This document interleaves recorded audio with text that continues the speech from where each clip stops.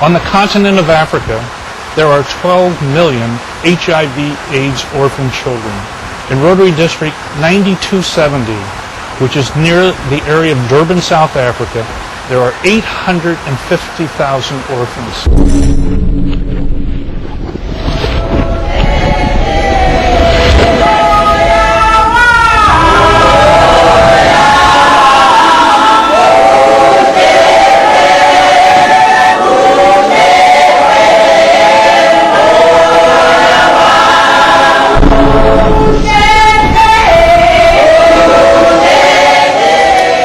The problem is just absolutely amazing. Think of it as a whole generation of parents are being wiped out.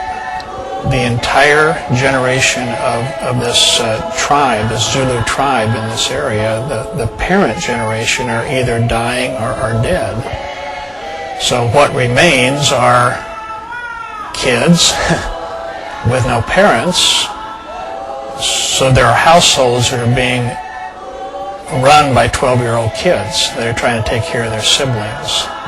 You know, and these kids are innocent victims, really. They have nothing to do with what's going on. It's just that their parents have died. So, you know, literally they have no hope if somebody's not there to help them.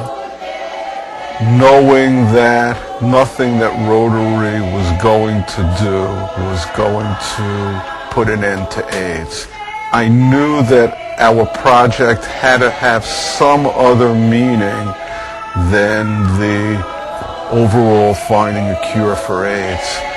And I found people who, through no fault of their own, were suffering terribly, as severe suffering as I had ever seen, but who were also energized and made hopeful just by the touch, just by the presence, just by the feeling that other people cared. Just imagine 850,000 orphans in your neighborhood. And I tried to kind of put myself in a position, what would it be like here in our country if these were people, you know, in our own backyard? You know, what would we be doing? Well, we'd be doing the same thing that those guys are doing over there. In August of '06, 6 of us visited Rotary clubs throughout the district, 9270. Those clubs presented to us their projects, things that they were doing to assist these children. One of them involved basically feeding these kids. And it was a project called Feedback. Volunteers and some paid staff are getting up at 5:30 in the morning and going around with trucks collecting food, excess food from the city of Durban or the area surrounding it. They load these things up and go out into the rural areas every single day and deliver food to schools, to kids that wouldn't otherwise have anything but that meal that was provided. And why can't we even provide them an additional truck so they can reach even more schools? The existing project feeds 3,000 children every day.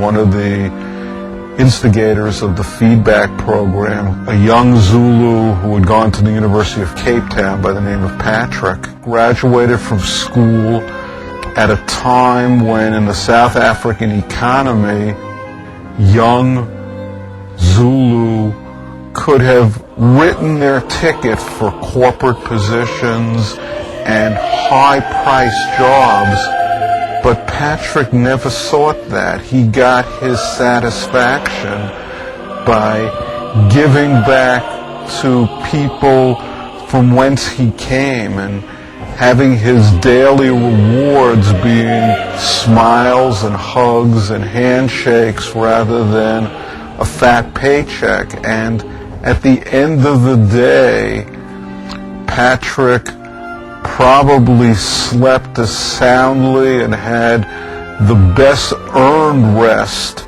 of any human being I had ever encountered, because the product he delivered, much more than the food, was hope.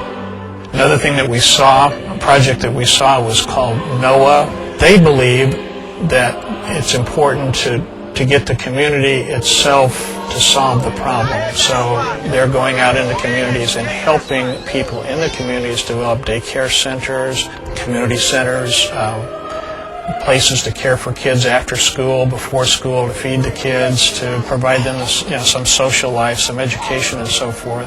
And these little neighborhood communities are called ARCs. Okay, so they have these, I think they have 75 ARCs around in various communities, and we visited a couple of them.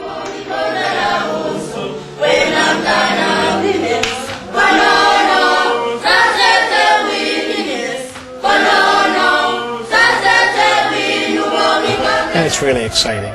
Here's kids singing, or getting learning English perhaps, or playing, or finding some enjoyment out of life, even though they're in a very, very difficult situation.